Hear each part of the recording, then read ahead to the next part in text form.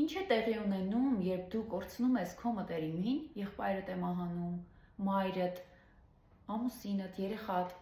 բայց դու ժամանակ չունես սուգդ սգալու։ Մի քանի օր արձակուրդ ես վերցնում եւ հանկարծ հասկանում ես, որ աշխատավայրում արդեն քեզ սպասում են։ Հասկանում ես, որ դու չես կարող շարունակել երեխայի դպրոց չուղարկել։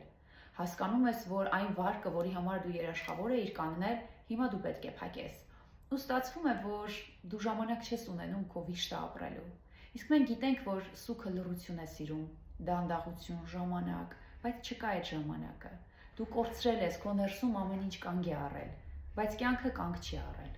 Եվ արդյունքում, երբ որ մենք չենք կարողանում ժամանակ տրամադրել մեր կորուստին, մեր սքին, մեր ցավին, մենք կարծես այդ ամենը սեղմում ենք դադարի կոճակի վրա, այսպես գեղեցիկ մի կողմ ենք դնում եւ վերադառնում ենք մեր կյանքին, սկսում ենք վազել, գնալ գործի, երեխաների դպրոց, կենցաղ, տուն-տեղ ճաշ, բայց արդյունքում մենք այստեղ ունենք շատ լուրջ չափորված զգացողություններ։ Եվ այդ ամենը չի անհետանում, սուգը չի անհետանում, չափորված ցավը չի անհետանում։ Դա պարզապես փոխակերպվում է։ Փոխակերպվում է անհասկանալի տագնապային հոգեվիճակների, բարկության, անքնության, մարմնական լուրջ ցավերի, դեպրեսիայի, եւ հետո մենք կարծես չէինք լացել մեր սուգը սգալուց, բայց սկսում ենք լացել կյանքի առջև։ Ընկերներ, մենք պետք է գիտակցենք, որ երբեք ուշ չէ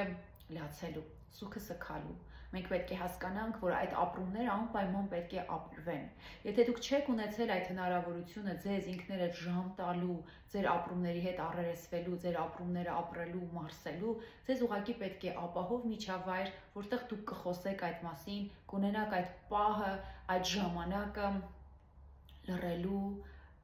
հարցեր տալու, բարձրացնելու ձեր ինչուները առ Աստված կամ կյանքին կամ այդ անձին, որովհետև հաճախ մենք մահացածի հետ էլ ունենք կռիվ, հա, որ ինչու այդպես արեցիր, ինչու չգնացիր բժշկի, ինչու հոգ չտարար քեզ համար, ինչու միջև վերջ թաքցրեցիր քո առողջական լուրջ խնդիրները, որոնք կարելի էր կանխել, այս հարցերը տալու համար, ձեր ապրումները ապրելու համար ձեզ ուղղակի ապահով միջավայր է պետք։ Ընկերներ, մի մտածեք, որ այդ ամենը այսպես կարելի է վերցնել ու մի կողմ դնել։ Դրանք անպայման փոխակերպված